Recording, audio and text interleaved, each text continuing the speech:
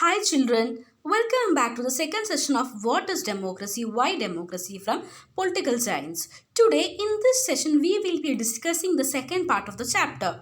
Hope you have gone through the first session thoughtfully. So now let's recapitulate the topic what we have learned in the last session. The topics were different forms of government, what is democracy, definitions of democracy and features of democracy.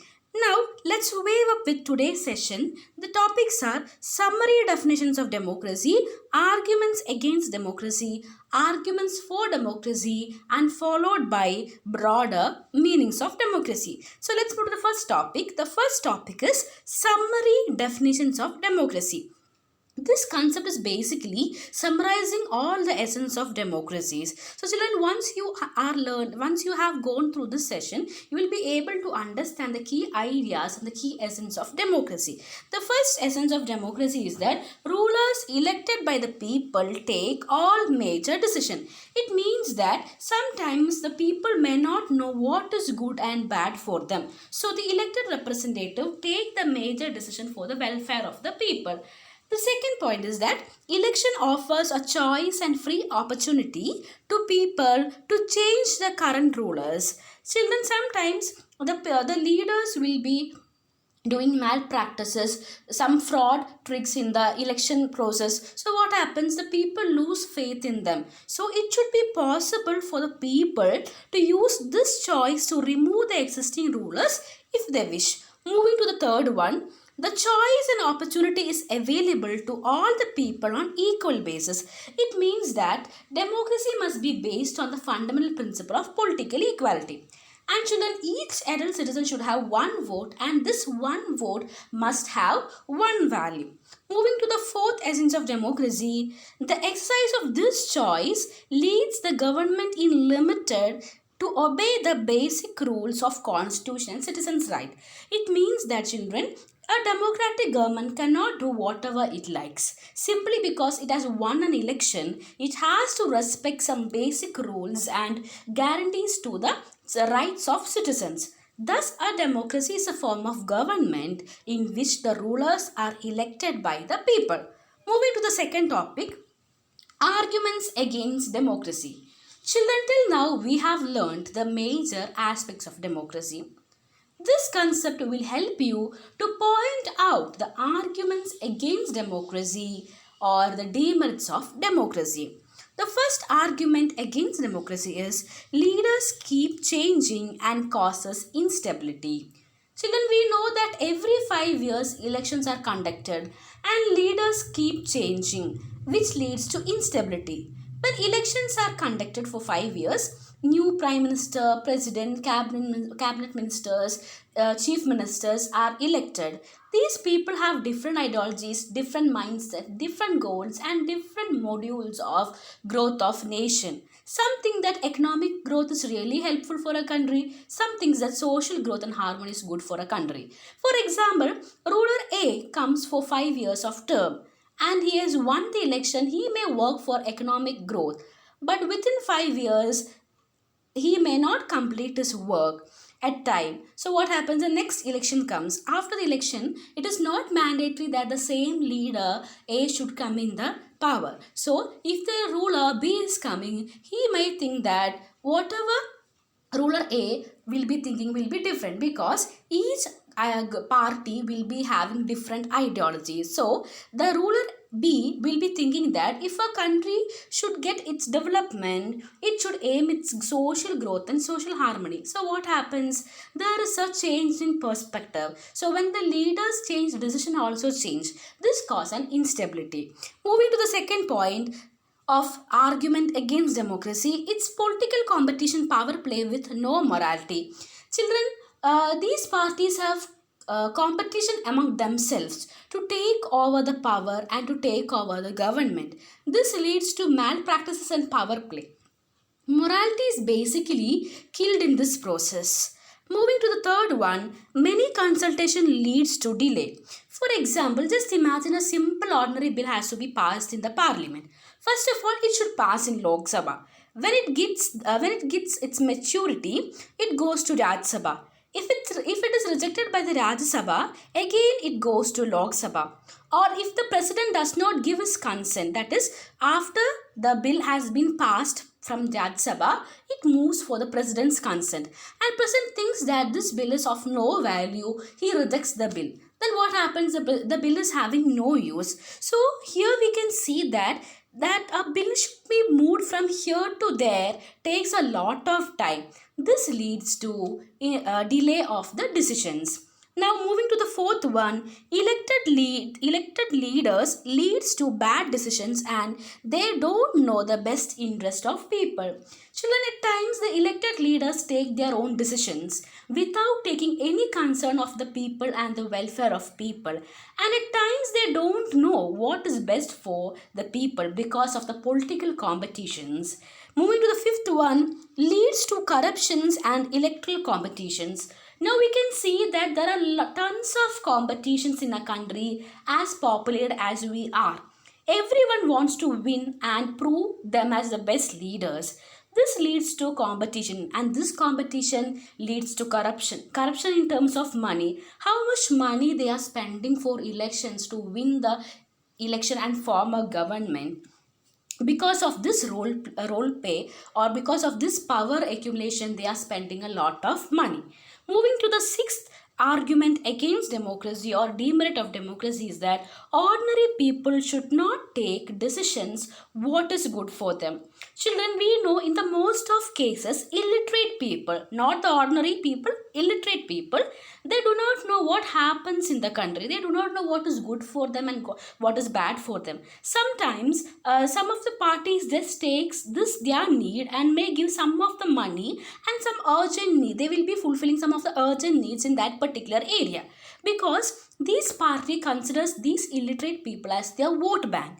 Once the elections has been conducted and this party has won, they will never return to this place or they will not do any needy things for these people. They only consider these illiterate people as the vote bank. So these are some of the arguments against democracy. Now let's check what are the merits of democracy or arguments for democracy.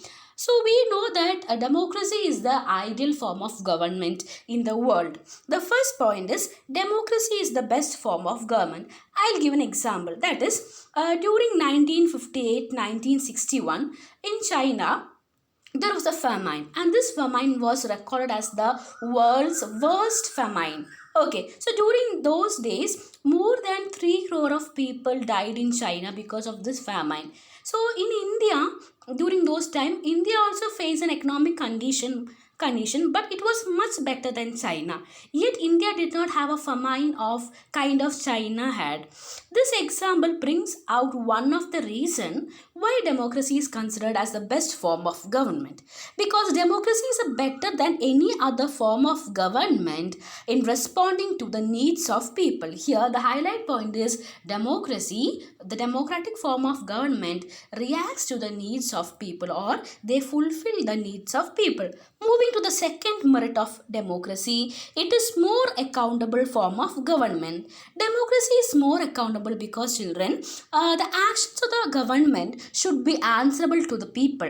If there is any mistakes or malpractices happens to the government, the people and the media has the power to criticize the government and the government acts in time. This is why democracy is more accountable to the people. Moving to the third point, it improves the quality of decision making. Children, a democracy is based on the consultation and discussions. A democratic discussion always involves meetings, discussion among so many people. So this reduces the chance of irresponsible decision. Whatever has been discussed over there will be relevant. Thus democracy improves the decision making and people gets more of merit in the form of democracy. Moving to the fourth one, it provides methods to deal with conflicts and differences. Children, in any society, people will be having different opinions and different interests. People belong to different regions, they speak different languages, and they practice different religions. Democracy basically provides the only peaceful solution to the conflicts and differences. In a diverse country like India, democracy keeps our country together. There is no one permanent winner and there is no one permanent loser. Moving to the fifth merit of democracy, it allows us to correct its own mistake. In a democracy, mistakes cannot be hidden for a long time. There's a space for public discussion on these mistakes and they correct their own mistakes. Either the ruler have to change their decision or the ruler can be changed. Here's two options, that is the mistakes can be changed by the ruler itself. They can discuss, they can conduct meeting and they can discuss and they can take over the mistakes. Okay, otherwise they have to rule, the rulers can be changed. Okay, moving to the last merit of democracy, democracy enhances the dignity of the people. In a democratic country, all people are equal, whether they are rich or poor, educated or not. And democracy is based on the basic principle of political equality. So, children, democracy offers better chance of good decision.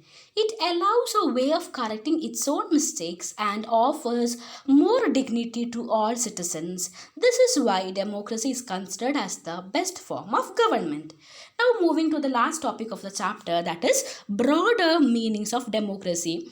Broader meaning of democratic idea reveals that since we having a huge set of population, sometimes collective decisions becomes very difficult. Even if they could, the people do not have time and desires and skill to take part in every decisions. Those who are not powerful have all the same opinions or same say taking the decision of powerful people. That is, whatever decisions are made by the powerful people, the people who's not having power will be obeying or they will be going with the same opinion. And in this chapter, again, we are trying to differentiate from this between a good democracy and a minimal democracy. It means minimal democracy, it simply means it's a namesake democracy. So, we are trying to work around the globe for examples and trying to emphasize the point that India is a democratic country in all the sense. So, children, here we comes an end of this chapter. Let's have a glance of this chapter. Okay, so in this chapter, we have studied forms of government. That is, we studied there are four forms of government. They are monarchy, military rule, dictatorship and democracy. Then we studied what is democracy. Democracy is the rule of people. Okay, we studied the origin and word meaning. The democracy word has been origin from two Greek words, demos and kratia. It means people's rule. We studied two definitions. That is, according to Abraham Lincoln, democracy is of the people, by the people and for the people. And we also studied a simple definition, that is, democracy simply means that it is a form of government where elected representative rules.